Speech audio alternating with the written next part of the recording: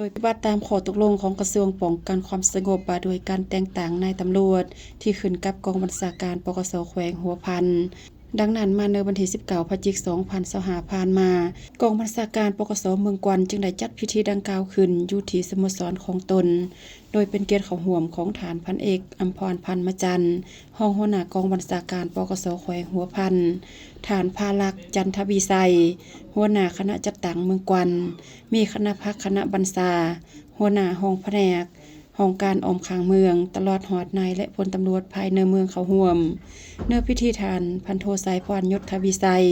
ห้องหัวหน้าห้องการเมืองปกส.แขวงหัวพันได้ผ่านข้อตกลงของกระทรวงป้องกันความสงบฉบับเลขที่2856ลงวันที่3 ตุลาคม 2025เนื้อนี้ได้ตกลงแต่งตั้งพันโทพรวิพัฒน์หนูพันธ์เป็นห้องกองบัญชาการปกส.เมืองกวันส่วนหัวหน้าและห้องที่มีอยู่แล้วแม่นรักษาไว้คือเก่าการปรับปรุงกองจักรการจัดตั้งในครั้งนี้ก็เพื่อปรับปรุงการจัดตั้งของกำลังป้องกันความสงบให้มีคุณภาพและตอบสนองทางด้านหน้าที่การเมืองในแต่ละระยะให้มีความเข้มแข็งโอกาสนี้ฐานพันเอกอัมพรพันธ์มจันทร์ยังได้มีคำเห็นโอลมและเน้นหนักให้คณะพักคณะบรรษาเอาใจเสนำพาสีนำเบียงานวิชาเฉพาะให้นักแน่นเข้มแข็งสอดคล้องกับสภาพตัวจริงในแต่ละระยะโดยความรับผิดชอบสูงมีแผนการมาตรการและการจัดตั้งปฏิบัติได้อย่างชัดเจนซุ่มเสอแก้ไขเบียงานวิชาเฉพาะ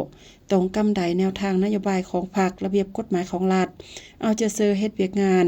สร้างพลาธิการกับที่เพื่อปรับปรุงกลมกองให้กลุ่มตนเองเพิ่งตนเองและสร้างความเข้มแข็งโดยตนเองในตอนท้ายยังได้มอบคอมพิวเตอร์ตั้งโต๊ะจำนวน1ชุดมูลค่า8,500,000 กีบให้แก่กองบัญชาการปกส.เมืองกวันเติมอีก